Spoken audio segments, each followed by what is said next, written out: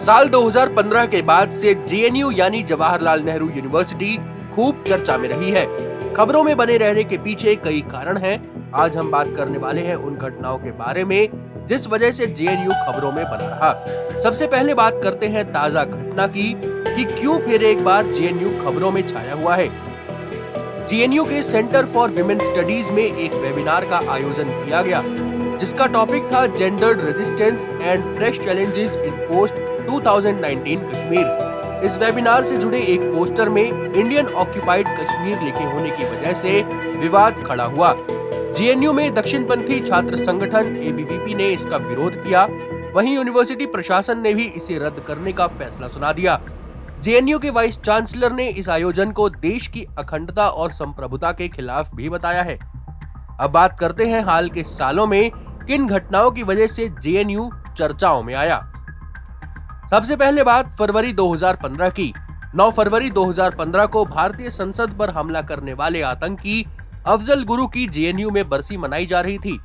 इस प्रोग्राम में कथित तौर पर देश विरोधी नारे भी लगाए गए। कई तरह की वीडियो वायरल हुई और उस वक्त के जेएनयू छात्र संघ के अध्यक्ष कन्हैया कुमार समेत कई छात्र जेल भी गए और उन पर देशद्रोह का मुकदमा चलाया गया।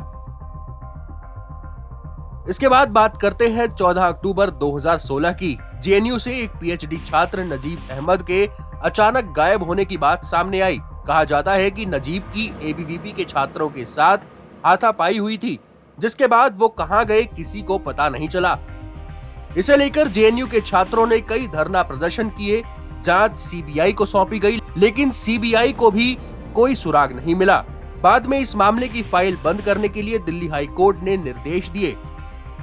अब बात करते हैं नवंबर 2019 की। नवंबर 2019 में एक बार फिर जेएनयू सुर्खियों में आया जब यूनिवर्सिटी की तरफ से फीस की बढ़ोतरी की गई। एक छात्र वाले हॉस्टल का किराया बढ़ाकर 20 रुपए से 600 रुपए कर दिए गए। इसके अलावा कई तरह की फीस बढ़ोतरी की गई थी। फीस में हुई वृद्धि को वापस लेने की मांग के साथ छात्र संगठनों ने कई विरोध प्रदर्शन किए और संसद मार्च भी निकाला, जिस दौरान पुलिसिया कार्रवाई भी हुई। बाद में जेएनयू प्रशासन ने आंशिक रूप से फीस वापस लेने और आर्थिक रूप से पिछड़े छात्रों को विशेष मदद देने की बात कही थी। अब बात करते हैं जनवरी 2020 की। जनवरी 2020 में जेएनयू के इतिहास में ऐसी घटना घटी जो किसी का भी सिर शर्म से झुका दे। फी हाइक का विरोध कर रहे छात्रों पर बाहरी लोगों ने कैंपस में घुसकर हमला किया। हमला करने वाले लोगों के चेहरे कपड़ों से ढके हुए थे। इस हमले में कई छात्रों को गंभीर चोटें आई, जिसमें तत्कालीन छात्र संघ अध्यक्ष आयशी घोष भी शामिल थीं, जिनके सिर पर गहरी चोट लगी थी। हमले के बाद जेएनयू के छात्रों के समर्थन में बॉलीवुड, राजनीति समेत कई क्षेत्रों से लोग आए थे। छात्रों के साथ सॉलिडेरिटी दिखाने कैंपस में खुद दीपिका पादुकोण भी पहुंची थी।